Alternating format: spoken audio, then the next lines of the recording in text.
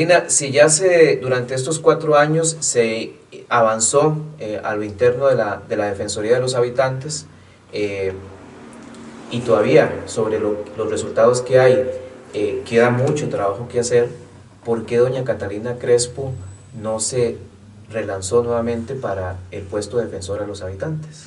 Bueno, el puesto de la defensoría, para ser defensor uno tiene la posibilidad de reelegirse una vez por otros 4 años. El tema es que yo no creo que, primero es un tema personal, pero también es un tema de todas las oficinas o todas las instituciones nacionales de derechos humanos, como es la Defensoría, se rigen por unos principios, uno se llama principios de París y principios de Venecia, que son, digamos, principios que hacen las Naciones Unidas. Y en uno de esos ahora se están moviendo a que no haya reelección. ¿Por qué? Porque la reelección, cuando uno se reelige, aunque no debería ser un puesto político, de cierta forma lo es. ¿Por qué? Porque es electo por el Congreso. Entonces, los órganos de control tienen que ser muy cuidadosos de mantener esa independencia. Y en el momento cuando uno se reelige, puede existir la posibilidad de que pidan favores o que uno tenga que hacer, digamos, que le pidan a uno favores. Y es mejor eso, evito ley ante la Asamblea Legislativa, pidiéndoles que hicieran una reforma de la ley de la Defensoría, primero porque ya tiene 28 años y dice cosas que ya hoy en día no son de acuerdo, no son compatibles y con la ley, con otras leyes, sino también porque puse, por ejemplo, eso. Una de las cosas es que estoy solicitando que sea por 6 años y especialmente porque no es para mí, sino es para el que sigue, para las personas que siguen, que sea 6 años sin reelección. 6 años, ¿por qué? Porque 4 años es muy poco, 8 es mucho, sí. Pero 6 es un buen número. Hay instituciones como la Contraloría, son por 8 años que se escoge. Entonces la Defensoría que sea 6 años sin reelección. Y eso le daría una independencia, claro, que es necesaria, pero también el suficiente tiempo para hacer cambios y para hacer mejor. Habla usted de proyectos que ha presentado a la Asamblea Legislativa y vale la aclaración, ¿verdad?, de que los diputados son los representantes del pueblo. Exactamente. ¿Verdad? Entonces, a los diputados, al aprobar una ley en relación con la Defensoría de los Habitantes, y al nombrar un defensor o defensora de los habitantes, están representando al pueblo y se supone, pues están haciéndolo en función de los intereses del pueblo, ¿verdad? Exactamente. Con respecto a las leyes que usted o los proyectos que usted ha presentado, ¿cree usted que la Defensoría de los Habitantes requiere de alguna reforma más profunda a nivel general, que se le meta bisturí en ciertas partes, que se le hagan cambios en ciertos departamentos, en ciertas áreas, de acuerdo a su experiencia durante... Definitivamente. Veámoslo desde 2 puntos de vista. Primero, los cambios a lo externo que son necesarios.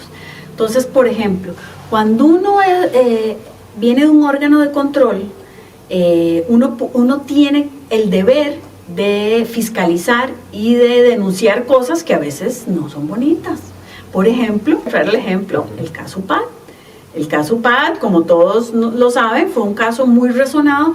¿Pero por qué fue resonado? Porque la Defensoría se metió. Si no, hubiera pasado desapercibido y nadie se hubiera dado cuenta que se tenía acceso de los datos sensibles, que son los datos privados de cada persona, que tenían acceso donde no se debieron de haber tenido acceso. Años después la gente dice, claro, sí, claro, ya la Fiscalía lo llevó, la Sala Cuarta dijo que eso no se debió haber hecho. Pero hace 3 años, cuando esto comenzó, la Defensoría y yo como defensora recibí una gran cantidad de amenazas,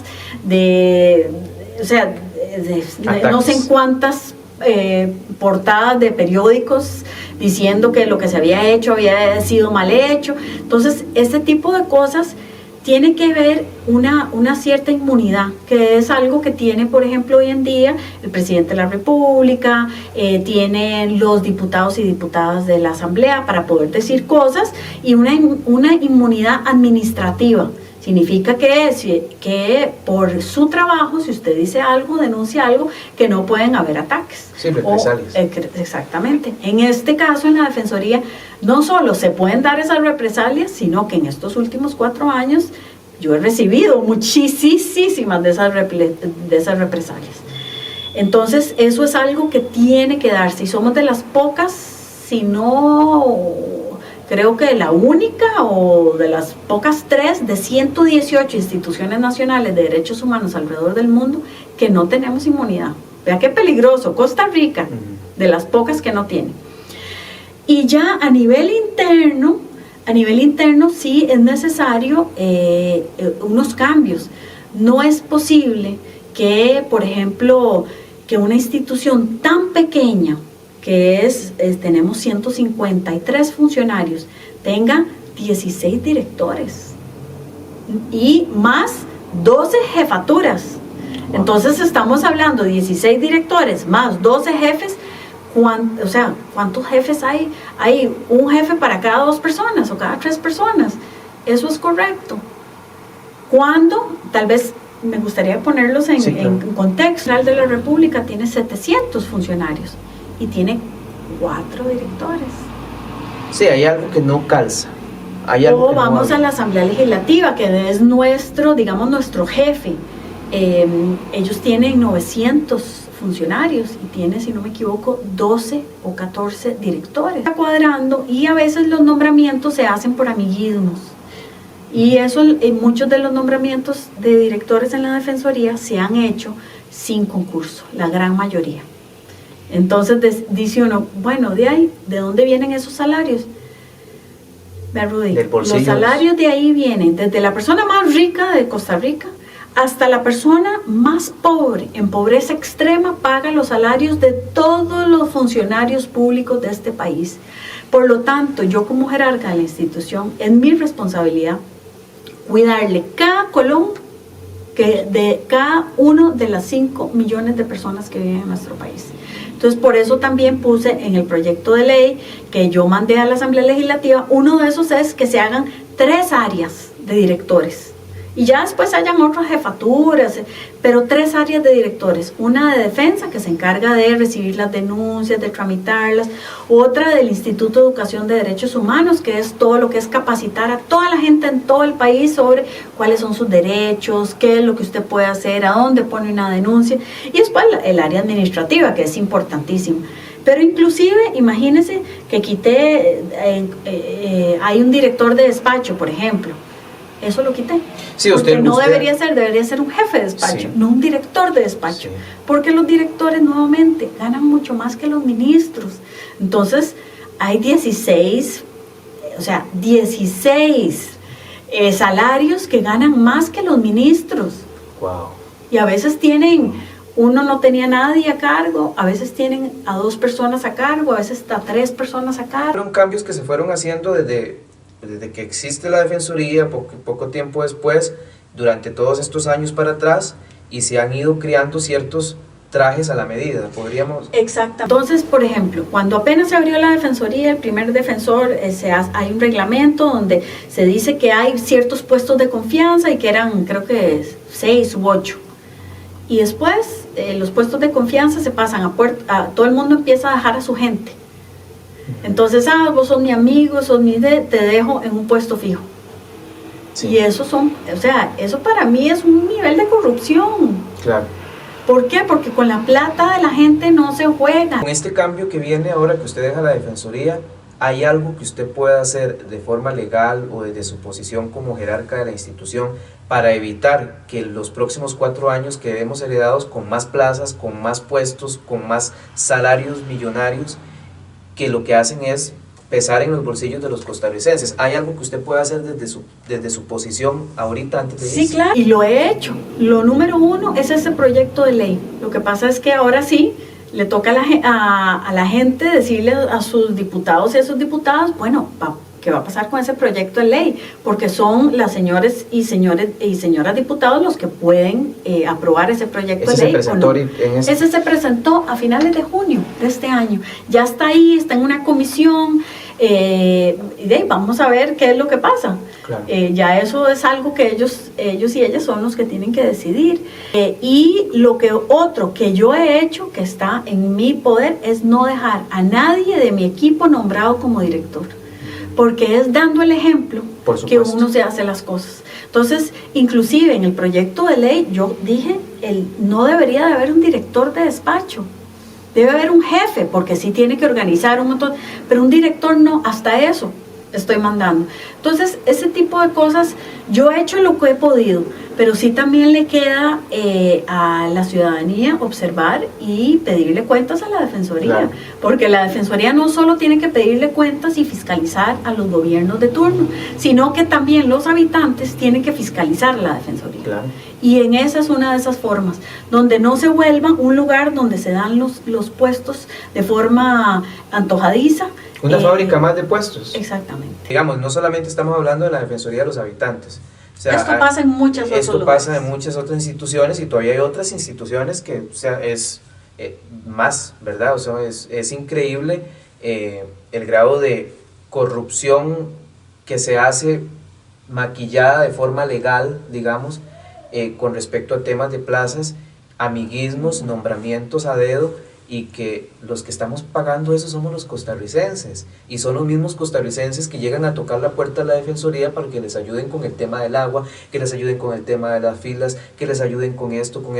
Una señora de cualquier zona del país donde usted ha podido visitar, que tienen la esperanza puesta en la Defensoría de los Habitantes y en la institución, la Defensoría de los Habitantes. Bueno, yo quisiera preguntarle, doña Catalina, con todas estas iniciativas que usted ha tenido y estos cambios que usted ha intentado hacer, con lo que la ley le ha permitido a usted hacer también, ¿se ha generado usted anticuerpos a nivel interno?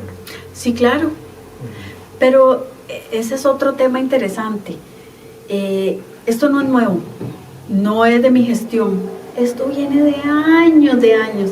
Inclusive la defensora anterior a mí, ella renunció. Sí, la señora Monserrat Solano, ella empezó a hacer unos cambios donde los nombramientos se hicieran de forma muy transparente, que a mí me parece muy bien los cambios que ella hizo, y inmediatamente el acoso fue a tal nivel que ella terminó renunciando. Y fue un acoso interno.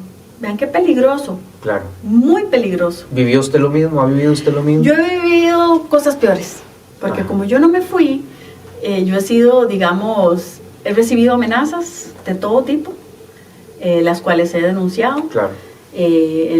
Con las autoridades ataques políticos también. Ataques políticos, de todo lo que usted se imagina. Y bueno, pero ¿por qué sigo yo aquí?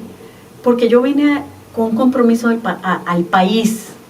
O sea, al fin y al cabo, si hay algo que tenemos todos en común es que adoramos a este país. Así es. Y de ellos, vean, yo siento que es el país más maravilloso del mundo, no solo porque el clima es precioso, porque la gente es linda, porque las montañas son verdes y preciosas. Porque no tenemos ejército. Porque tenemos un país en democracia, claro, donde aquí yo salgo y puedo decir cosas sin que me maten. Porque hoy en día en Irán las mujeres salen sin el hijab, que es ¿verdad? Que se cubren, y pueden ser maltratadas y golpeadas. Pero no vayamos tan largo, doña Catalina, a la par tenemos... A la pura par. Que si yo voy en contra me meten a la cárcel. Sí, claro. Tenemos un país maravilloso, claro, donde eso no vivimos eso que viven nuestros, inclusive vecinos. Entonces hay que trabajar por el país. Entonces eso sí hay algo que lo tenemos en común. Entonces ese compromiso es lo que nos mueve. ¿Para qué? Para que mis hijos, mis nietos, mis sobrinas, puedan, y sus hijos y los hijos de todos y las mamás, podamos vivir en un país de verdad de paz y de democracia. Y eso no es de gratis, y eso no es fácil. Pero hay que mantenerlo y hay que seguir apoyando a la gente buena. Yo ya estoy por salir, pero ojalá que la gente que nos está oyendo, alguien que nos está oyendo ahí, que diga, ay, me gustaría meterme en política, pero es muy complicado. Sí, es complicado, pero métanse, porque si no se mete la gente buena, le estamos dejando los espacios a la gente que tal vez, ¿verdad?, pueda querer hacer temas de corrupción u otros temas. manipular. Entonces no podemos permitir eso. Doña Catalina, para cerrar este bloque, y dejo también las dos preguntas en el aire, y ahora que estábamos hablando y no perder la línea, de los ataques que usted ha recibido de diferentes ángulos y de diferentes formas, ¿cómo le explica usted a un ciudadano, a una ciudadana común, a un agricultor, a un educador, a alguien de una zona rural del país que tiene la esperanza puesta, y lo hablábamos anteriormente, en la Defensoría de los Habitantes? ¿Cómo le explica usted a ellos que la defensora de los habitantes necesitaba defensoría, necesitaba ser defendida? Y la segunda pregunta, ¿temió usted por su vida?